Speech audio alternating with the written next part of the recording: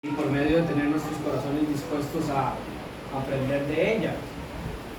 Hoy entramos en la última etapa que encontramos en la carta a los Hebreos, y estos son los últimos dos capítulos de esta carta, llenos de instrucciones prácticas.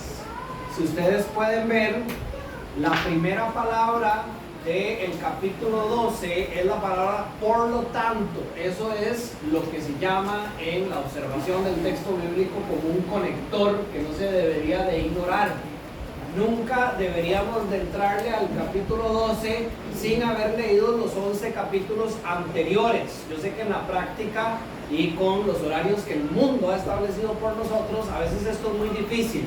Pero cuando el autor le dio esta carta a los hebreos, le dio una carta, no le dio 14 capítulos, le dio una carta para que fuera leída de un solo tiro.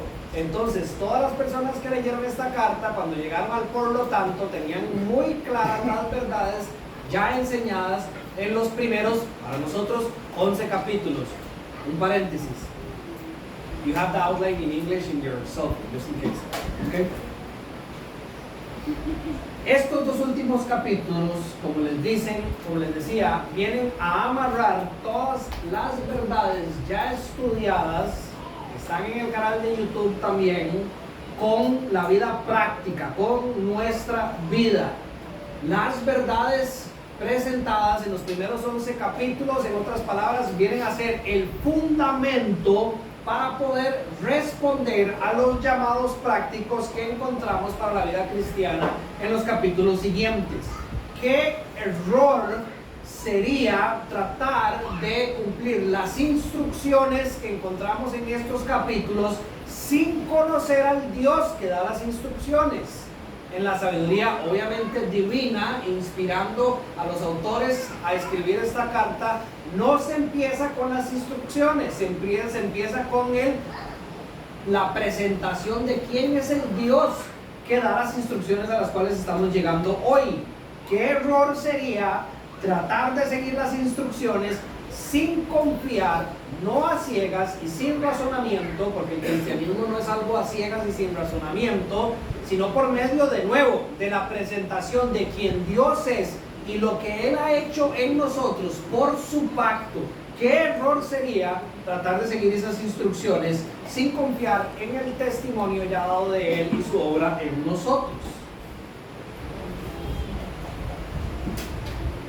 El propósito principal de esta mañana, y encuentro yo el mismo propósito en el autor, es que podamos vincular nuestra fe profundamente estudiada en las semanas anteriores con la vida práctica, que el Señor nos permita vivir, ya sea si vamos por valle de sombra y de muerte o si vamos por verdes pastos, desde un punto de descanso, de reposo, capítulo 4 de Hebreos, y de gozo y de fe, capítulos siguientes hasta el 11, en Él, que así podamos vivir nuestra vida cristiana y así entender que solo por lo que Él ha hecho y solo en Él es que vamos a encontrar lo necesario para perseverar en esta carrera que somos llamados a correr. Si tuviéramos que ponerle un título a esta enseñanza, que para mí sería el título de todo lo que encontramos en la Biblia como enseñanzas, sería: solo podemos en Cristo, solo en Cristo. El texto en la Nueva Versión Internacional dice así: por tanto, está aquí en la pizarra también nosotros, que estamos rodeados de una nube tan grande de testigos, o en un mejor español, una nube tan grande de personas que nos han dado testimonio, despojémonos de todo peso y del pecado que nos asedia. Otra mejor traducción para la palabra asedia es que nos hace tropezar, y corramos con perseverancia la carrera que tenemos por delante.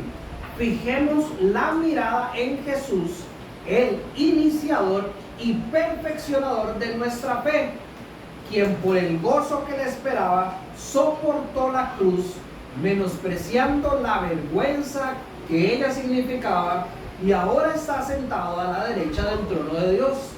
Así pues, consideren a aquel que perseveró frente a tanta oposición por parte de los pecadores, para que no se cansen ni pierdan el ánimo. En la Biblia nosotros encontramos muchas analogías o ejemplos que son presentados por los autores bíblicos con la intención de explicar verdades celestiales. Ejemplos de situaciones en la tierra para explicar verdades celestiales. Por ejemplo, la guerra. De la boca de Pablo, según la carta a quien iba dirigida, podemos encontrar ejemplos de los cristianos siendo partes de una guerra. Por ejemplo, de nuevo, en Efesios capítulo 6 encontramos los famosos versículos que tienen que ver con la armadura de Dios, ¿verdad? Él usa específicamente esa ilustración para enseñarles una verdad espiritual a los efesios que tenían entendimiento de esa armadura, que conocían qué tipo de armadura les estaba hablando él. Otro ejemplo tiene que ver con las peleas o las luchas. Pablo también, escritor de 13 cartas del Nuevo Testamento, y por eso encontramos muchos ejemplos de él, habla sobre lo que es boxear o luchar o pelear de manera correcta la batalla en la que estamos como cristianos. En sus palabras, en el capítulo 2 se describe como alguien que ha peleado bien la batalla. En otra parte se describe en Corintios capítulo 9, si no me equivoco, como alguien que no tira sus golpes al aire, sino que los trata de tirar de una manera correcta. De la misma manera, en muchas introducciones de las cartas y por todo el Nuevo Testamento, los cristianos son ilustrados como esclavos o como siervos. Esclavos es la palabra más adecuada, pero entendiéndose en el contexto del tiempo de Jesús, no esclavos como los entendemos nosotros hoy, sino la definición de esclavos que estaba regada por todo el imperio romano. Entonces, cuando la introducción de una carta como Romanos o como Filipenses o Colosenses habla de que Pablo es esclavo de Jesucristo, todos sus oyentes, por medio de esa ilustración terrenal, entendían claramente cuál era esa posición de bendición en la que se encontraba Pablo como siervo del Señor. Jesús también usó la sal o la luz para enseñar verdades espirituales según la vida de los creyentes. Pedro utiliza a los bebés y a la sed por la leche también para ilustrar verdades espirituales a la vida del creyente. Utiliza palabras como piedras vivas en relación a enseñanzas del Antiguo Testamento, de lo que era la vida del creyente, y muchas otras tienen que ver con el tema de las carreras, especialmente de parte de Pablo. ¿Por qué especialmente de parte de Pablo? Porque Pablo le escribe a un mundo helenizado. Un mundo helenizado significa que todo el mundo conocido en ese momento en que Pablo está recorriendo el imperio romano fue establecido ante sus ojos por el imperio de Alejandro el Grande. Y uno de los propósitos más grandes del imperio de Alejandro el Grande, que era el imperio que estaba antes del imperio romano, era que todo el imperio fuera igual que los griegos. Uno de sus grandes logros fue que todo su imperio hablaba griego. De aquí que se cree que Dios en su providencia permite que eso pase, para que cuando los apóstoles escribieran las cartas, se escribieran en el idioma griego y no en el hebreo como en el Antiguo Testamento, y todas las personas pudieran tener acceso fácil a ellos. El imperio romano es un imperio helenizado, es un imperio que estaba lleno del ADN de Alejandro el Grande. Muchas personas creen que las iglesias de los hebreos, los cuales están recibiendo esta carta, estaban ubicadas principalmente en Alejandría, que es la parte norte de África, una de las ciudades más grandes establecidas por Alejandro el Grande, y por ende muy influenciados por las enseñanzas del imperio griego. Si usted alguna vez ha estudiado de dónde vienen las Olimpiadas, o los Juegos Olímpicos, se va a dar cuenta que el origen es griego. Las carreras, las coronas de laurel que se recibían al final como premio, todo eso viene del imperio griego. De aquí que Pablo, que le escribe a un público que tiene entendimiento de las costumbres griegas, utilice este tipo de ilustraciones para mostrar verdades espirituales de una manera en que ellos fácilmente lo pudieran entender. Esa es la ilustración que tenemos enfrente de nosotros hoy. Por dicha, en Costa Rica hay muchas carreras de este tipo y hay tele y uno sabe lo que es una carrera y va a ser fácil para nosotros entender esta ilustración.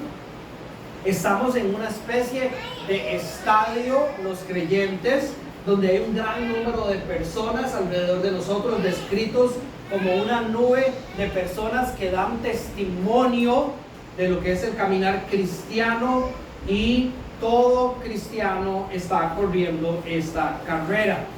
Y en ese contexto recibimos 3 instrucciones directas que vamos a descomponer en 4 puntos. La número 1 sería: despojémonos de todo peso y del pecado que nos hace tropezar a la hora de correr. La número 2, perdón, estos no son los puntos para los que están apuntando, estos son mera observación del texto. El segundo llamado en el texto es a correr con perseverancia la carrera que ha sido marcada para nosotros, la carrera que tenemos por delante. Y la número 3 que encontramos es fijar la mirada en Jesús para que no se cansen ni pierdan ánimo. Ahora sí, estos son los 4 puntos con los cuales vamos a explicar estos llamados, o tratar de traerlos a nuestro día de hoy. Número 1, primero asegúrense de que usted y ustedes están inscritos en la carrera correcta. Primero es asegurarse de que usted está inscrito en la carrera correcta. Punto número 2, preocúpese por correr la carrera solo con lo necesario, solo con lo indispensable. Punto número 3, corramos con perseverancia la carrera que tenemos por delante. En otra versión, mejor explicada, la carrera que ha sido marcada para que nosotros corramos. Corramos con perseverancia esa carrera. Y punto número 4, como conclusión, ¿qué es lo que necesitamos para correr la carrera que Dios nos manda a correr? Solo a Cristo. Solo a Cristo. Número 1, entonces, primero asegúrese de que usted está inscrito en la carrera correcta. La entrada a la carrera, la única manera por lo cual su nombre puede estar inscrito de manera oficial entre la lista de los competidores de la carrera es por medio de abrazar el Evangelio por la fe. Es por medio de la fe en el Evangelio de Jesús. Mientras digo esto, quiero que usted lo tome desde 2 puntos de vista. Número 1, de que usted se asegure de que usted está inscrito en la carrera correcta. Ahora, yo sé que esto a veces suena un poco rudo, pero es mi tarea, mi obligación y el deseo de mi corazón que verdaderamente usted se confronte sin miedo para asegurarse de que usted está corriendo la carrera correcta, la carrera cristiana. Desde el púlpito, las iglesias han dejado de hacer esto por miedo a ofender a las personas, poniéndoles la prueba de desafiar su cristianismo. Han dejado de invitarlos a revisar a ver si verdaderamente están corriendo la carrera. Se preocupan más por tener las sillas llenas que asegurarse de que las personas que están sentadas dentro de la iglesia estén corriendo la carrera correcta. Cuando yo lo que encuentro de parte de Jesús es que más bien dentro del contexto de la iglesia local hay trigo y hay cizaña, es decir, son 2 cosas que se ven exactamente igual, solo que una está bien y la otra está mal.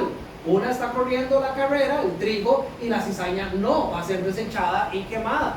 Dentro de la vida cristiana hay casas que se ven igual, solo que hay una que está construida sobre la arena y sobre la roca está construida la otra. ¿Y cuál es la única manera que la casa, o ya sea trigo o cizaña, pueda asegurarse de que está bien? Por medio de escuchar el evangelio predicado en la palabra de Dios y abrazarlo por medio de la fe.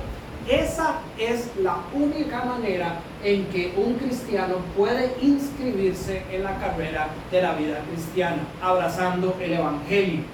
Y la segunda razón por la cual usted podría, o la segunda postura por la cual usted se podría acercar a este punto, es que para usted es de suma importancia entender los puntos y manejarlos con claridad, que hacen que las personas que están alrededor suyo puedan entrar también en la carrera. De nuevo, voy a usar a mis hijos como ejemplo. Juan Felipe, por ser hijo del pastor de la iglesia, no significa que está inscrito dentro de la carrera porque venga a la iglesia todos los domingos, o porque sea mi hijo, el hijo de María José, o porque lea la Biblia. No necesariamente porque parezca uno de nosotros asegura que su nombre está inscrito en la carrera. Y ya que no es solo responsabilidad mía, es responsabilidad mía primordialmente, pero de nosotros como hermanos en la fe, de llevar a Juan Felipe y a todos los niños que están aquí a los pies de Cristo, es necesario que conozcamos bien cuáles son los requisitos para poder inscribirse en esta carrera. Todos hemos sido parte o hemos estado cerca de alguien que ha participado en algo similar. Por ejemplo, había una competencia ahora en octubre de Jiu-Jitsu, y para poderse inscribir uno tiene que conocer cuáles son los requisitos a nivel de peso, a nivel de uniforme, los horarios, qué tiene que hacer, qué no tiene que hacer, hasta qué tiene que comer, ¿verdad? Uno no hace como que eso no existe y llega simplemente el día de la carrera. Y el profesor no amaría a sus estudiantes si no les explica lo necesario para que ellos puedan llegar y verdaderamente competir. Si nosotros verdaderamente amamos a nuestros vecinos, eso incluye a nuestros amigos y nuestros enemigos, queremos manejar los componentes, las instrucciones dadas por nuestro Señor para compartirles a ellos, y que el día que se presenten ante el juez creyendo que estaban corriendo una carrera, de verdad estén corriendo la carrera correcta y que no sea demasiado tarde. Es solo el evangelio presentado en la Biblia lo que concede este acceso. Es solo por medio de la revelación divina que uno entiende quién es el Dios creador, santo, bueno y perfecto, que sus caminos no llevan a nadie a un mal lugar, que tiene la intención en su corazón de bendecir su creación. Es solo por medio de la Biblia que uno llega a conocer la santidad y la majestad de Dios, para de esa forma poder entender quiénes somos nosotros. Una simple creación, ¿cierto? Somos el pináculo de la creación, es decir, somos la obra hecha a imagen y semejanza de Dios. No hay nada como nosotros dentro de la creación, pero al final de cuentas, creación imperfecta, insuficiente, pecadora, que se equivoca, como la niebla, hoy existe y mañana no existe, comparado con un Dios santo, soberano, creador, eterno, alfa, omega, todopoderoso, que nos creó con un propósito, que nosotros estuviéramos en comunión con Él, para que todo lo que Él es pudiera fluir hacia nosotros como Él tenía intención. Es decir, que la muerte no fuera parte de nuestra vida, porque así Él lo deseaba, que el pecado no reinara en nuestro corazón, sino su voluntad, que pudiéramos tener una comunicación fluida gracias a esa comunión, en una relación limpia, sin la contaminación de la mentira en nuestros corazones. Y nosotros decidimos que no queríamos que fuera así, y nos rebelamos, y al hacer eso se rompe esa relación entre el Señor y nosotros, y las intenciones de Dios pierden su rumbo. Y que a partir de ese punto, la Biblia lo que cuenta es la intención y el plan de Dios de restaurar esa relación con su pueblo. Todo después del Génesis 3 nos relata hasta el libro de Apocalipsis el plan de Dios de cómo Él reconstruyó esa relación que nosotros rompimos. ¿Y por medio de quién? Solo por medio de su Hijo. Él, para criaturas insuficientes, imperfectas, que nunca iban a poder alcanzar lo necesario para poder restaurar esa comunión, manda a su Hijo. De nuevo, estamos en el capítulo 12. Sacrificio perfecto y sacerdote que hace un sacrificio perfecto para que por medio de la perfección en su vida, en todos los sentidos, se pudiera pagar la deuda requerida por Dios para poder vivir en comunión con Él. Es gracias a la vida perfecta de Cristo, que lo hace el Cordero perfecto, y al sacerdocio perfecto de Cristo, que ofrece el sacrificio de manera perfecta, que Él vence la maldición que está sobre nosotros, y todo lo que Él alcanza por nosotros es otorgado a nosotros por la gracia y la misericordia de Dios, cuando creemos solo por medio de la fe en lo que Él hizo. Y después, parte también del Evangelio, disfrutamos tener una comunión, aunque ahora velada, si no la podemos ver de manera completa, velada, ya disfrutamos de la vida eterna hoy, ya disfrutamos de la comunión con Dios hoy, ya disfrutamos de su gozo, de su paz, hasta que algún día vayamos nosotros a su presencia, o Él venga por nosotros y seamos resucitados con un cuerpo similar al que Él fue resucitado, y vivamos en una tierra nueva, sin pecado, comunión perfecta con Dios por el resto de la eternidad.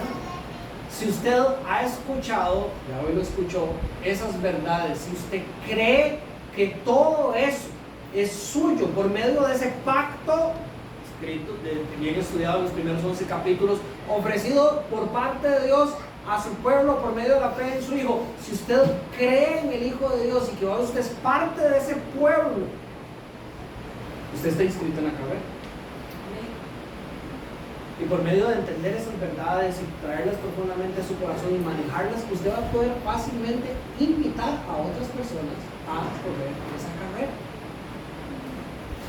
No conocer bien las instrucciones para poder ser un participante en la carrera ha llevado a muchas personas a decirles que lo único que tienen que hacer para entrar al cielo es creer en Cristo y listo, y no predicarles sobre el arrepentimiento de su pecado. Saltarse una instrucción tan simple como enseñarle a la persona la necesidad de arrepentirse y de quitarse del trono de Dios para poner a Cristo en el trono, hace que cuando lleguen a correr la carrera o lleguen al final, el juez diga: pero su nombre aquí no está inscrito. Qué terrible en realidad. Pero así corrieron la carrera los fariseos, y Jesucristo les anunció que en el último de los días, por seguir sus instrucciones y no las del juez de la carrera, se van a presentar en su presencia y Él les va a decir: lo siento, corredores, jamás los conocí, ustedes más bien hicieron mal. Y sería muy triste, no queremos que eso pase.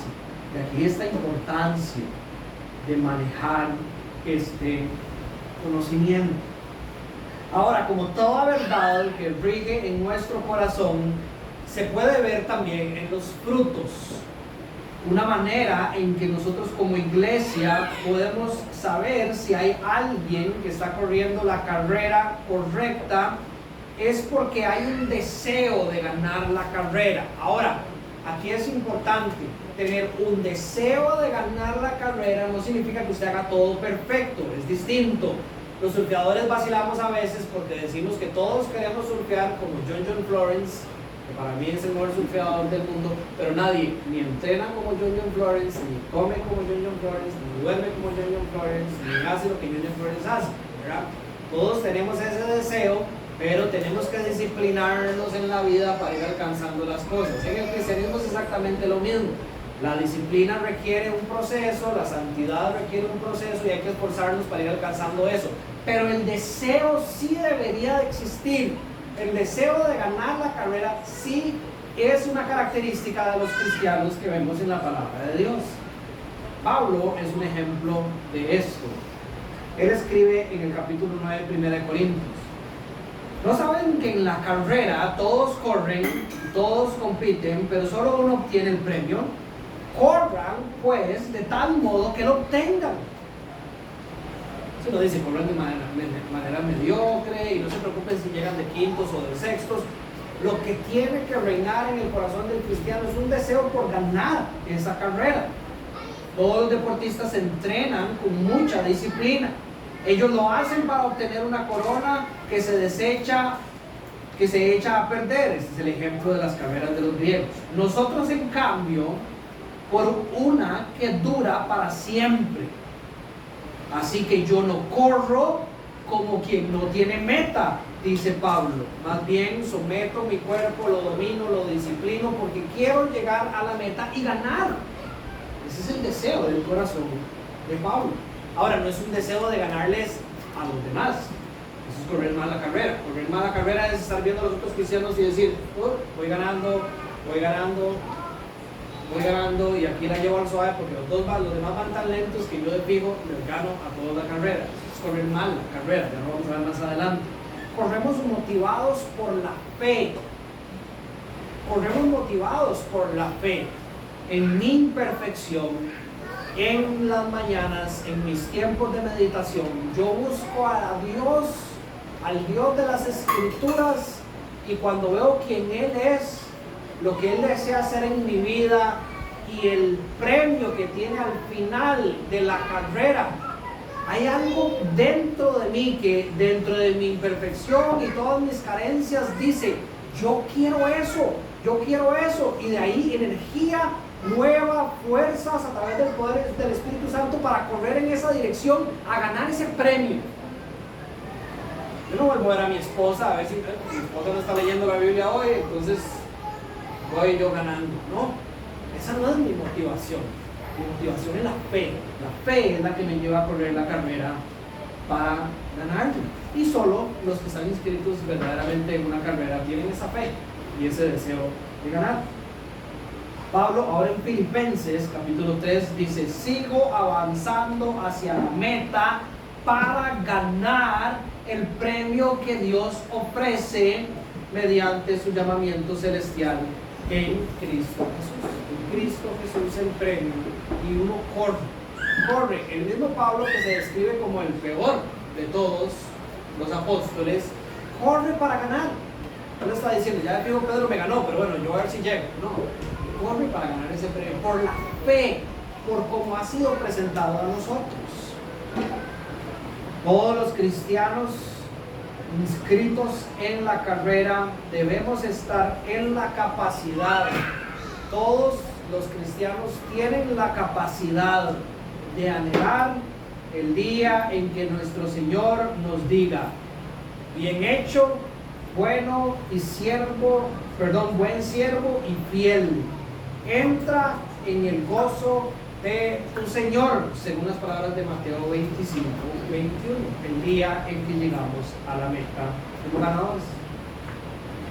El punto número 2 es: preocúpese por correr la carrera solo con lo necesario. Despojémonos de todo peso y del pecado que nos asedia o del pecado que nos hace tropezar. Hay cientos de ejemplos en la creación de cómo las personas están conscientes que a la hora de correr una carrera el peso es algo importante. Aquí hay varios aficionados a la Fórmula 1 que podrían estar equivocados en creer que los carros ahora son más livianos que antes. De hecho, son un poquito más pesados que antes. Pero el esfuerzo durante los últimos 50 años de los diseñadores de los carros de Fórmula 1 es quitar todo peso innecesario para que ya sea lo que sea que pese el carro, sea un resultado de lo que verdaderamente se necesitaba para poder ganar la carrera. Yo durante unos años, cuando era joven, competía en bicicleta de montaña, cuando tenía 12, 14 años, 16, 15 años, por ahí. Pero hubo un momento en San José, para los que son de mi generación, en que cada vez que uno salía en una bicicleta, uno escuchaba que le robaban la bicicleta a alguien, los famosos bajonazos de bicicletas. Y entonces, como la cosa que las bicicletas empezó a acabarse y la gente empezó a dejó de salir a entrenar porque se estaba volviendo peligroso que le robaran las bicicletas. Entre esas personas yo dejé de entrenar. Y muchos años después, 15 años después, retomé el interés y empecé a buscar una bicicleta. Y me di cuenta que son 15 veces más caras de lo que estaban 15 años antes, pero además que pesan nada. No pesan nada. Es decir, yo me acuerdo de cargar mi bicicleta cruzando ríos y era difícil. Ahora son más pesados los zapatos mojados que la bicicleta. Nunca se me va a olvidar una vez que Jairo, que por cierto quedó de primero y segundo ayer en una carrera muy bueno, andando en bicicleta aquí local del pueblo. Jairito, estaba yo en Estados Unidos y me dice: Dani, necesito que me traiga unas partes para mi bicicleta. Y yo, bueno, ok, Jairito, está bien, lo que es importante es qué tamaño tienen y cuánto pesan. Y me dice: no, tranquilo. Y me las manda. Y cuando me llegan en una torre de cajas de partes de bicicleta como de este tamaño. Y digo yo: Jairo, me mandaste un montón de cosas. Y me dice: no me traiga las cajas, nada más tráigame lo que está dentro. Péselo, se va a dar cuenta que no es mucho. Y empiezo yo a sacar las partes de la bicicleta. Vean, sin joder, era más pesado este iPad que todo lo que Jairo le mandó. No pesan. Yo no sé de qué material galáctico están hechas las partes de las bicicletas hoy, pero no pesan nada.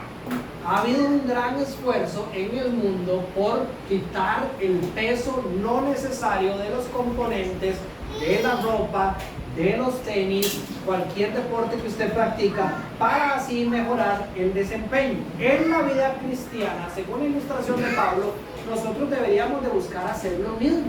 Nosotros deberíamos de considerar, esa es una palabra importante hoy, todo lo que estamos llevando en nuestros hombros para darnos cuenta que es verdaderamente necesario e indispensable en mi caminar cristiano según la carrera que yo estoy llamado a correr. Vean las palabras de Jesucristo. En capítulo 11 de Mateo dice: vengan a mí todos ustedes que están cansados y agobiados, yo les daré descanso. Carguen con mi yugo y aprendan de mí, pues yo soy apacible y humilde de corazón, y encontrarán descanso para sus almas, porque mi yugo es suave y mi carga es liviana. En estas enseñanzas de Jesús para caminar la vida, correr la carrera del cristiano de manera correcta, yo encuentro por lo menos dos cosas que son muy importantes. Número uno tiene que aceptar que está probablemente en una posición donde hay cargas que quitarse. El error más grande de los cristianos es creer que ellos todo lo están haciendo bien y que no hay nada extra o algo innecesario que están haciendo que no es parte de lo que son llamados a tener para su carrera cristiana. Aquí, los que reciben descanso de parte de Jesús son los que reconocen que están cansados y agobiados. Desen cuenta de eso muy claro. Muchas veces los cristianos se sienten cansados y están quemándose y todo. Todas las personas que dicen que llegan a un ¿cómo se dice? Agotamiento, por decirlo así, ministerial o en su caminar cristiano, llegan a ese punto porque todos los años antes no se percataron que estaban agobiados y cansados. Y estar agobiados y cansados es una señal de que uno está cargando un yugo que no es el yugo de Cristo. Hay que cargar un yugo en el caminar cristiano, pero el resultado de cargar el yugo de Cristo, ¿cuál es? Mi yugo es suave y mi carga es liviana. Encontrarán, por medio de cargar el yugo de Cristo, descanso para sus almas. Entonces, un caminar cristiano, servir, que es parte del caminar cristiano, y sentir un alma que no tiene paz, que siente que todo está pasando de una manera que no le gusta y que las cosas no van a la velocidad que quiere y que hay un peso y un estrés dentro, probablemente no está cargando el yugo de Cristo. Probablemente está cargando su yugo y quiere que todo el mundo corra como él corre. Y tenemos que tener la madurez para detectar si eso está pasando en nuestras vidas. ¿Y cuál es la mejor manera? Llegar donde Cristo y decirle: Cristo, hay algo dentro de mí, hay un yugo que estoy cargando que no es el tuyo, porque no hay descanso en mi alma. Se siente cansado, se siente pesado, me está costando caminar mi vida cristiana, me está costando ser la madre que me llamas a ser, me está costando ser el esposo que me llamas a ser, me está costando ser el trabajador, el siervo dentro de la iglesia, me cuesta servirte, es pesado, me siento angustiado. Probablemente hay algo en su yugo que no es parte de lo que le toca para poner su carrera. Y es importante tener esa humildad y llegar con ese clamor, cansados y agobiados, para que recibamos descanso de Jesucristo. Pero si nos paramos en un pedestal donde decimos: probablemente aquí los que están mal son todos los demás, un día usted lo que va a hacer es eso. ¡Bum! Probablemente. El Señor en su amor lo va a disciplinar y lo va a retirar por un tiempo para que usted pueda encontrar el descanso, y después, capítulo 4 y 3, de nuevo, desde el descanso, servirle al Señor. No trabajar para descansar, sino que Cristo ya hizo eso por nosotros, y ahora desde el descanso en Cristo podemos hacer lo que Él nos llama a hacer. El yugo del cristiano, al contrario del yugo del mundo, da descanso al alma. Es un yugo apacible y humilde. No es un yugo despiadado como el que nos da el mundo. Es importante que consideremos cuál es el peso que tenemos todos los días de nuestra vida. Hoy estaba usando a Don Máximo de ejemplo porque tuve una conversación con él recientemente. Me comentó, Don Máximo, perdón, es el director del programa de Hogares de Misericordia, que había un peso en su corazón porque sentía que las familias se habían escogido últimamente de una manera no adecuada, que él veía que muchas de las últimas casas estaban agarrando rumbos que no eran los que se esperaban, ya sea que se terminó construyendo en una propiedad que al final de cuentas tenía otro dueño y el dueño vendió la casa y la familia perdió la casa, cosas así. Y mientras comentábamos de esto, yo le decía a Don Máximo: es importante que consideremos el peso que hay en nuestro corazón y que sepamos ponerle atención cuando viene del Señor y saber frenar cuando lo queremos llevar a un punto que no viene del Señor.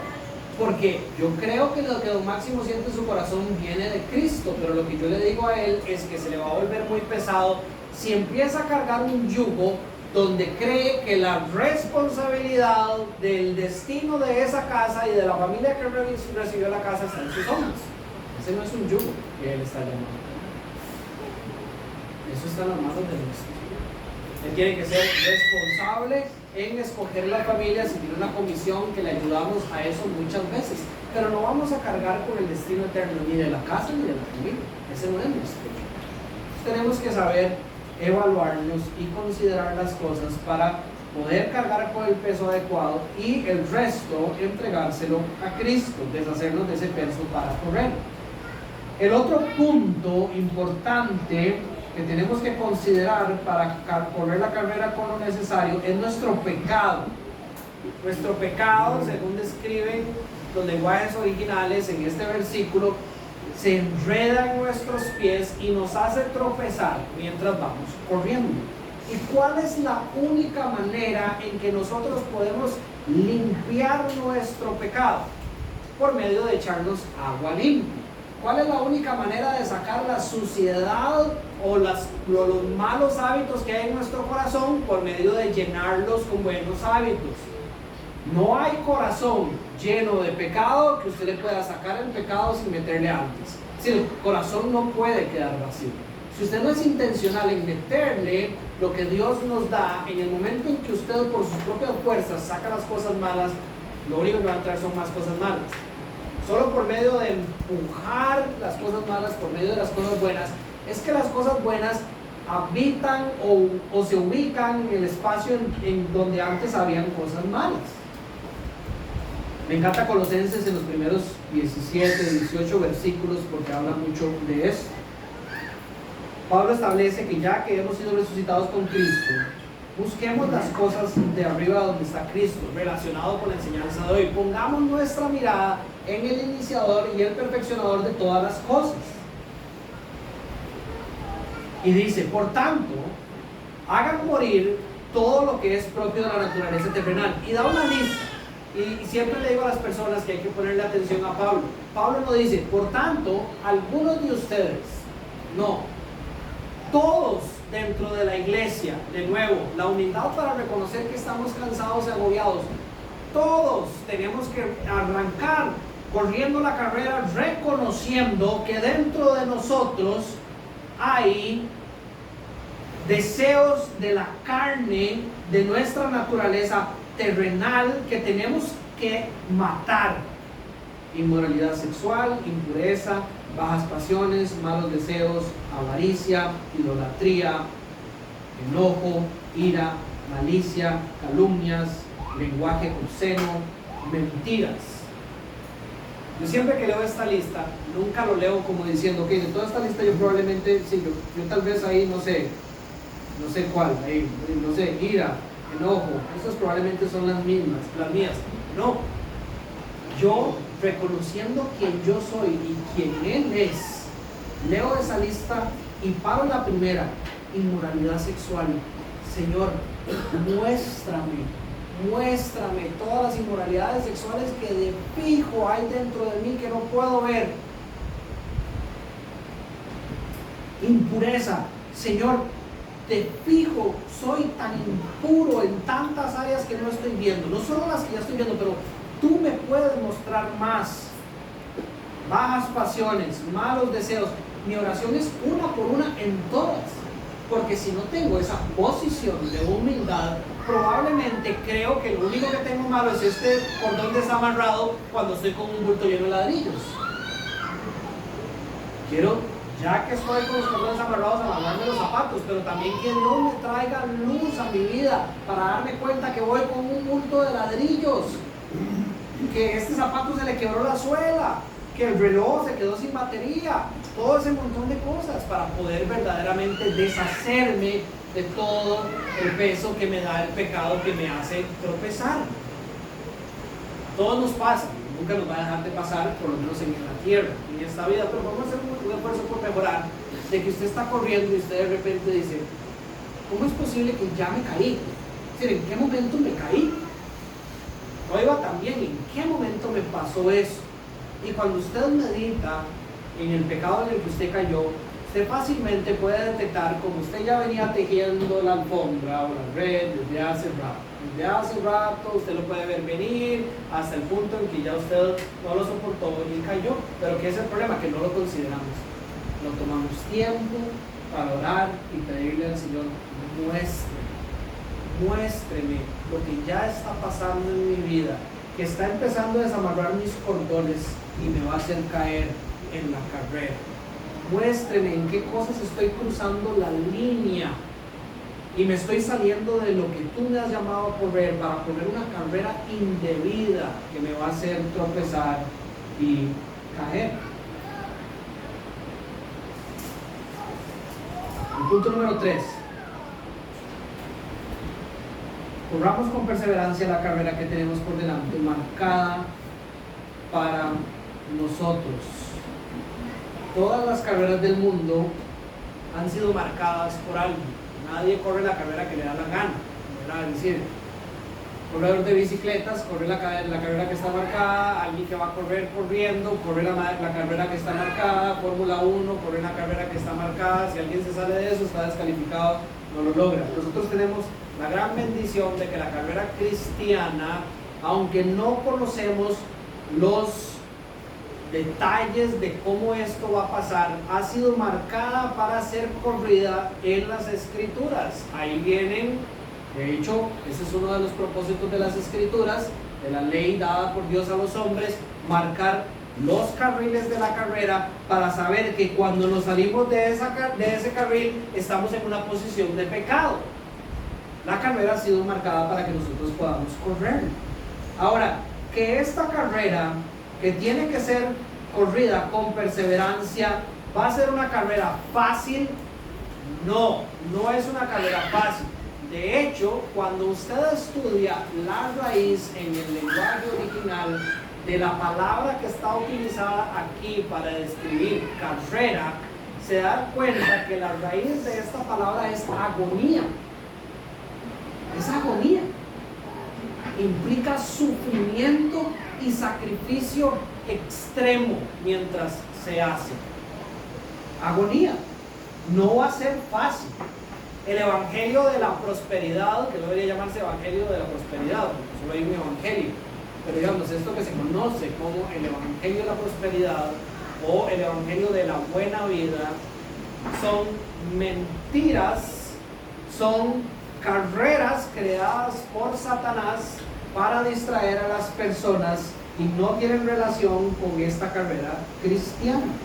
La carrera del cristiano, demostrado por todo lo registrado en el Nuevo Testamento y en el Antiguo Testamento, es una carrera de agonía, es una carrera que involucra sacrificio, que es agotador, que es difícil, y de ahí que Dios proveyera en Cristo Jesús y no en nosotros lo necesario para poderla correr.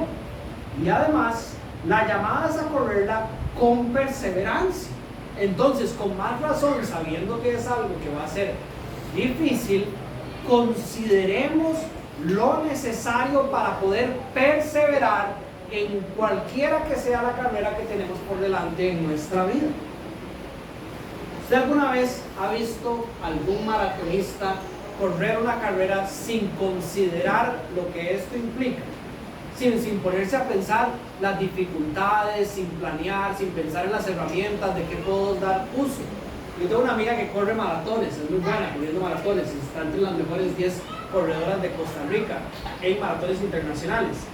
Y me contó la última vez que fue a correr la maratón de Nueva York, que uno de los sustos que se llevaron fue que todo el mundo entrenó para correr la maratón de Nueva York, que si no me equivoco se corre en noviembre, entre temperaturas de 10 y 15 grados, y la temperatura estaba como 25 grados. Y eso afectó el desempeño de todos los corredores. Todo el mundo estaba fundido y nadie cumplió las metas que estaban esperando. La historia es para decirles que desde meses antes las personas están considerando la temperatura, la dificultad, las pruebas que pueden venir, el tipo de zapato, todo lo que el mundo, digamos, ha provisto para poder correr la carrera bien. Nosotros conocemos cuál es el enemigo que tenemos en este mundo, sabemos la maldición que hay sobre el mundo, el pecado que hay sobre las personas y lo que Dios ha provisto para poder correr esta carrera. Tenemos que considerar estas cosas para poder perseverar en esta carrera que es difícil. Ahí estoy viendo a las mamás atrás, esos chiquillos no se quedan quietos, relinchan, molestan. Estoy seguro que tienen ganas de escuchar la prédica, de poderse concentrar y no paran. Todas las mañanas, probablemente antes de venir a la iglesia, ellas deberían de considerar en el estado en el que están, el niño que tienen enfrente, cómo funciona el calor en el mundo, la lluvia, todo lo que puede pasar con ellos y en ellas también, y lo que Dios ha provisto a través de Jesucristo para que ellos puedan decir, correr esta mini carrera que tienen hoy en la mañana, toda la mañana en la iglesia con los chiquillos y ser exitosos sin llegar a la meta. Considerar esas cosas es importante. No considerar estas cosas hacen que las personas se fundan.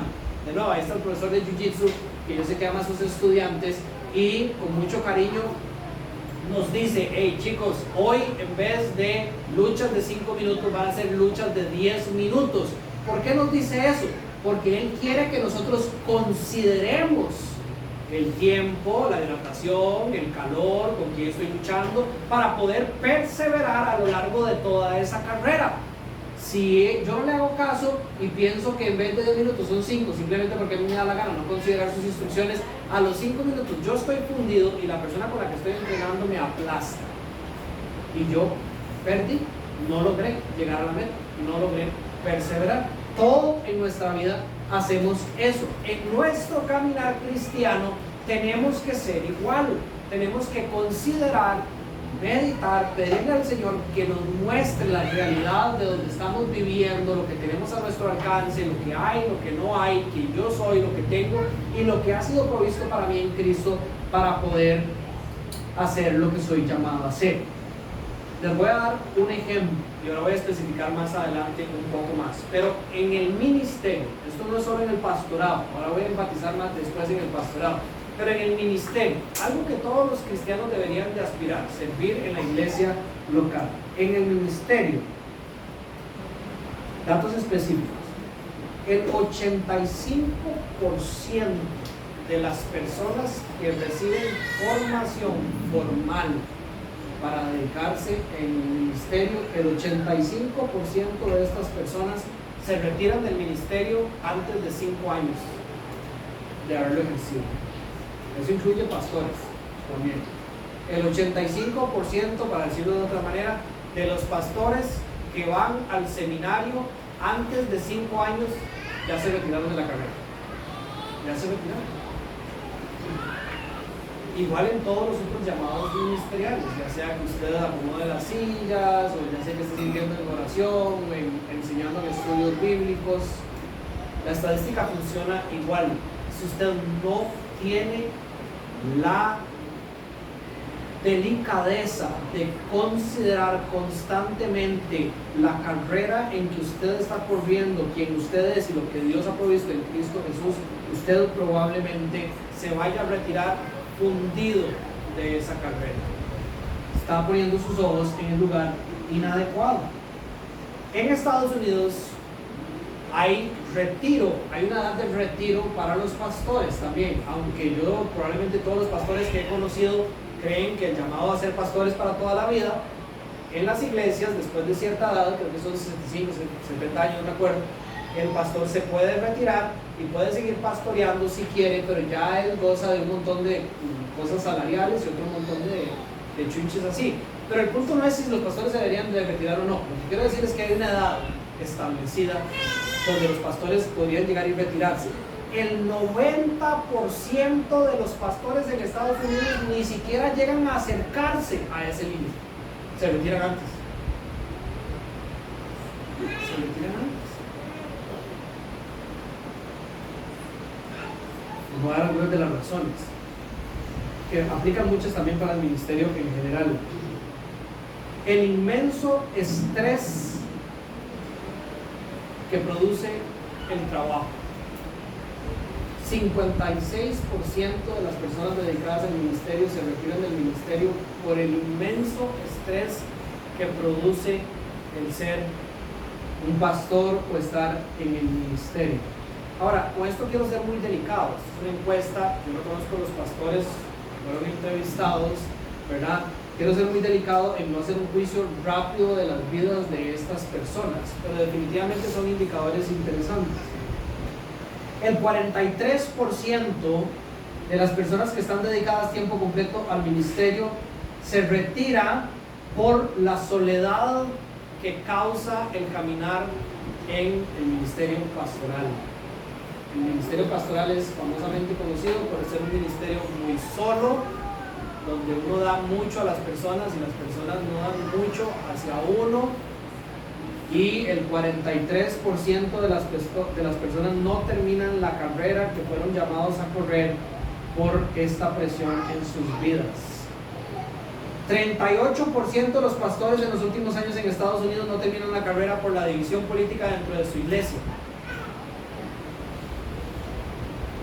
29% porque no están felices de los efectos de su rol pastoral en su familia. Y cuando yo leo esa lista, que es una lista grande de porcentajes, lo que yo me pongo a pensar, la pregunta que yo me hago es: ¿consideraron ellos de manera adecuada la carrera a la cual estaban siendo llamados a correr? Porque yo he hablado con amigos míos pastores y esperan que su congregación, por ejemplo, sea perfecta. Quieren que las ovejas no den problemas. Y pónganse a pensar un poco en la sabiduría de Dios y del por qué se usa la ilustración de los pastores y las ovejas. ¿Cuál oveja no da problemas? Si hubiera un rebaño que no diera problemas, ¿para qué pastores? No tiene sentido, ¿verdad? Entonces, correr una carrera ministerial como pastor esperando que las ovejas no den problemas significa que no consideró la carrera a la cual fue llamado a correr. Es un ministerio que dedica demasiado tiempo. Todo el mundo sabe que las familias de los pastores pueden salir altamente afectadas por el tiempo que las personas le dedican al pastorado. Considerando estas cosas, con más razón voy a ser intencional en dedicarle más tiempo a mi familia que al pastoreo. Así que si ustedes me ven pasando mucho tiempo con mi familia y no dedicándome tanto a las consejerías, como les aclaraba la semana pasada, probablemente es porque yo estoy consciente de esta estadística, de que hay un alto porcentaje de pastores que terminan retirándose porque ya es demasiado tarde cuando vuelven a ver a sus familias y se dan cuenta que están descarriadas y perdidas y que no las conocen. Yo tengo que considerar que eso es una realidad en el mundo en el que yo vivo, para la carrera que soy llamado a correr, para correrla considerando, se fue el coche, y actuando de manera en que esto no vaya a ser una razón para yo no poder llegar a la meta. Ahora, ¿es esto contradictorio con lo que habíamos dicho anterior? Porque si le entregamos nuestras cargas a Cristo y trabajamos por limpiar nuestro pecado, sigue siendo una carrera tan sacrificial. ¿Por qué? No es contradictorio si se supone que cada día íbamos a ir más livianitos y más tuanis. Vamos a pensar en esto, lo cual es distinto a lo que podríamos pensar en otro sentido, pero no. La Biblia dice que somos llamados a ser imitadores de Cristo, 1 Tesalonicenses. Y nuestro deseo y propósito, según Romanos 8, es que seamos cada día, por el poder del Espíritu Santo, transformados más a la imagen del Hijo de Dios. Entonces, básicamente, esto significa que somos llamados a vivir una vida como la vida de Cristo. Pero, si somos llamados a vivir una vida y deseamos vivir una vida como la de Cristo, también esto implica que el mundo responda hacia nosotros como respondieron hacia Cristo. El peso puede ser menos, nuestro pecado puede estar siendo lavado, pero eso no significa que el mundo está cambiando. Jesús dijo, si alguien quiere cargar, si alguien quiere venir conmigo, niéguese a sí mismo y tome su cruz y sígame. Sigue habiendo algo que el mundo nos tira encima, que es una cruz. No es el yugo de Cristo, eso es diferente, pero hay algo que el mundo impone sobre el caminar cristiano. El que no carga su cruz y me sigue no puede ser mi discípulo. Es importante entender en esto para cerrar este punto. Seguir a Jesús significa seguir el camino de la cruz. Significa que, acompañado a la bendición inigualable e incomparable de caminar con Dios aquí en la tierra, lo acompaña la respuesta de un mundo que odia a Dios. Esto significa que mientras morimos a nosotros mismos, tenemos además que sacrificarnos por nuestros amigos y por nuestros enemigos, someternos a las autoridades que nos respetan y a las que nos irrespetan, servir a nuestros amigos y a nuestros enemigos, sufrir penurias por nuestros amigos y por nuestros enemigos, ir valientes corriendo una carrera en frente de un mundo que no ama esa carrera, en frente de un mundo que quiere correr en dirección al contrario. Este es el llamado que encontramos en la Biblia, Efesios 5. Imiten a Dios como hijos muy amados y lleven una vida de amor, así como Cristo nos amó. Y después dice, y se entregó como ofrenda y sacrificio fragante a Dios. Amar al mundo implica entregarse por el mundo. Es esa carrera llena de sacrificio y de agonía y de amor, que cada día se me hace más liviana por lo que Cristo hace en mí, pero que sufre los embates la batalla, el viento en contra mientras voy en esa dirección que me da el mundo que odia a Dios. Y como conclusión, ¿qué necesitamos entonces en síntesis para correr la carrera como Dios desea? Solo a Cristo, solo a Cristo. Los versículos de hoy nos dicen: pongamos nuestros ojos en el iniciador.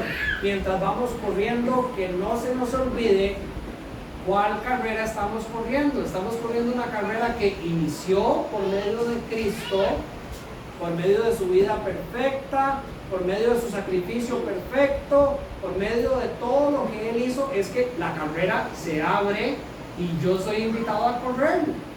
Él es el que inicia todo. Él es el que me ha dado ese nuevo nacimiento que me hace participante de esta carrera. Todo inició por Él. Y dice que también fijemos nuestros ojos en el perfeccionador, el que hace que seamos completos mientras corremos la carrera. ¿Esto qué significa? Que mientras usted corre, no se vuelva a ver a usted mismo, porque lo único que va a ver es, de nuevo, es insuficiencia, es falta de fuerza, es inconsistencias, es falta de perseverancia. Pero vea, en la carrera a la cual usted ha sido invitado, gracias a Cristo, establecido por Cristo, que cuando usted llegue a la meta, Dios lo va a ver como un corredor completo y perfecto por Cristo, no por usted. Y deposite su fe en eso y corra así, corra con sus ojos solo puestos en Él, solo puestos en Él.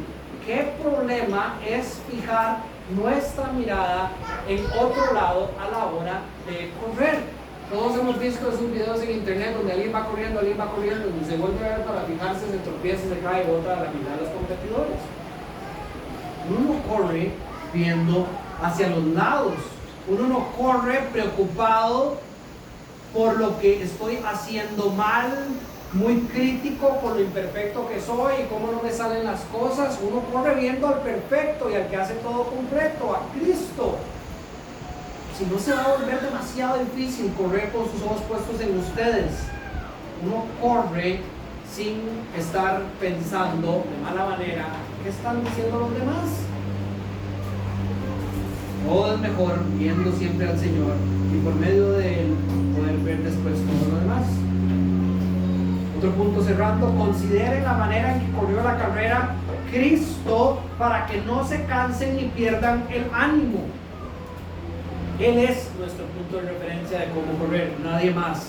Por el gozo que Él esperaba, soportó la cruz, menospreciando la vergüenza que ella significaba, y ahora está sentado a la derecha del trono de Dios. Por el gozo en lo que esperaba, Cristo corría con sus ojos puestos en la meta prometida por su Padre Celestial. Ese es el ejemplo a seguir. Consideremos cómo Él corrió, corramos nosotros, no viendo hacia los lados, no viendo metas terrenales, sino viendo la meta final que Dios ha prometido en Cristo Jesús.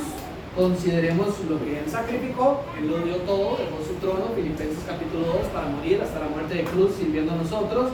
Consideremos todo lo que padeció con gozo. Consideremos lo que construyó en obediencia y perseverancia.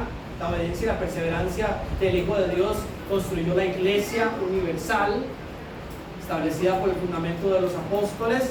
Entonces yo corro perseverantemente sabiendo que por obediencia al Señor yo voy a construir cosas alrededor mío también que son de bendición dentro de mi carrera. Consideremos en cómo Él se apoyó en su carrera. Él le oraba constantemente al Padre, Él ayunaba constantemente, Él citaba las Escrituras constantemente, Él era parte de la comunión con sus hermanos. Consideremos todo lo que Él hizo para llegar triunfante a la carrera, a la meta, y recibir después el lugar junto al trono de Dios. Alguien escribió: Jesús no corrió su carrera de fe por el placer de la carrera como tal, aunque debe haber experimentado gran satisfacción al ver a las personas sanadas, consoladas, acercándose a Él, a la fe y comenzando el camino del crecimiento espiritual.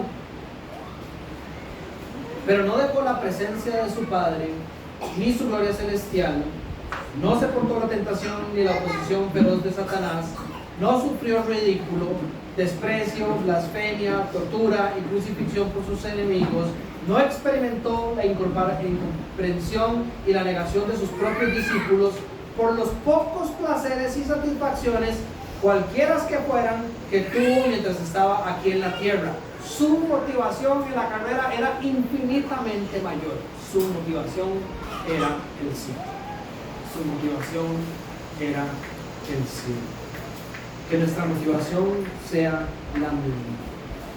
Dos puntos más antes de terminar: reciban ánimo de todos los que han dado testimonio. Eso significa esta gran nube de testigos. Vuelvan, aprendan a ver de manera sana a todos estos ejemplos que vimos en el capítulo 11, a todos los grandes de la fe que están alrededor de ustedes, que les están diciendo: la carrera sí se puede correr, usted puede ganar la carrera, y siéntase animado por esto que ellos despliegan con sus vidas. Y por último, recuerde que no estamos corriendo solos. Recuerde que no estamos corriendo solos. Somos motivados por la fe, nuestros ojos están fijados en Cristo Jesús y en el premio que hay en la meta celestial, pero somos animados sabiendo que hay otros hermanos corriendo junto con nosotros, en los cuales nos podemos apoyar para llegar a la meta de la manera adecuada. Muy bien. Antes de orar, ¿alguna pregunta o algún comentario? Bienvenidos.